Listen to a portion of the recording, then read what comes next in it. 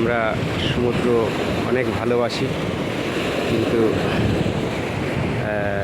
যাদের কাছে আছে একদম সমুদ্র, যাদের সমুদ্রের ধারে যারা বসবাস করে, তাদের কাছে সমুদ্রটা কোনো ব্যাপারই না, নদী নালার মতো তাদের কাছে। কিন্তু আমাদের কাছে খুব একটা বড় পাওয়া। সমুদ্র দেখতে আমাদের খুবই ভালো লাগে, যেহেতু আমাদের বছর সালে 2-1বার দেখা পড়ে। কিন্তু আমাদের এই জায়গায় একটু অন্যরকম, আমরা এখানে সমুদ্র সাইডে বসবাস করছি, ওই কারণে সমুদ্রতে আসতে আর অতটা ভালো লাগে না। কিন্তু সমুদ্র এই সাইডে আসলে একটা মনটা ফ্রেশ হয়ে যায়, এই ঢেউগুলো দেখে, এখানকার হাওয়াগুলো শরীরে লাগলে মনগুলো একটু ফ্রেশ হয়। ওই কারণে বারবার ছুটে আসা এই সমুদ্রের সাইডে।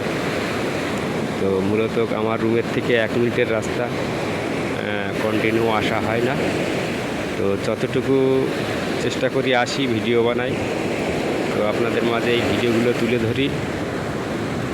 তো আপনাদের লাইক, কমেন্ট, শেয়ার এগুলোর জন্যই আমরা কিন্তু ভিডিও বানাই। তো দেখতে থাকো ছোট্ট কন্টেন্ট। আমি কিন্তু কন্টেন্ট কোনো এডিট মেডিট কিছুই করি না, ডাইরেক্ট ভিডিও তুলি, 3 মিনিট 20 সেকেন্ড, 3 মিনিট 22 সেকেন্ড এমন করে তুলি। তোলার পরে সেটাকেই পোস্ট করে দিই। আমি কোনো এডিট টেডিট কিছুই করি না। আমরা অতটা প্রফেশনাল নাই যে আমাদের ক্যামেরা কিনতে হবে, ল্যাপটপ কিনতে হবে, যে এডিট করতে হবে, অতটা প্রফেশনাল আমরা নই। আমরা জাস্ট মনোরঞ্জনের জন্য এটা করি। তো দেখতেই পাচ্ছ একটা সুন্দর ভিউজ।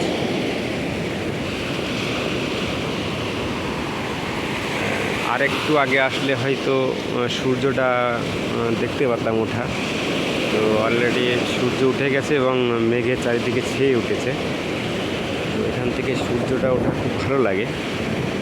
আমি 2-1বার এসেছিলাম, এসে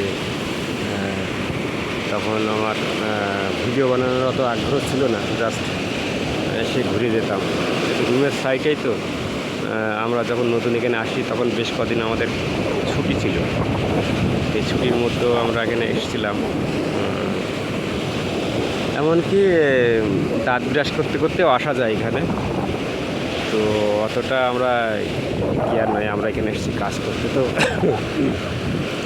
আমরা কাজ নিয়েই ব্যস্ত থাকি, অতটা কেয়ার করিনি আমরা।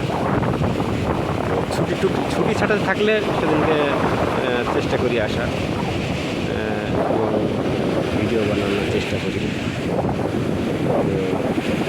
আজকের মতো এখানে বিদায় নিচ্ছি, আগামী দিনে আবার আসবো। তো টাটা, বাই বাই, সমুদ্র।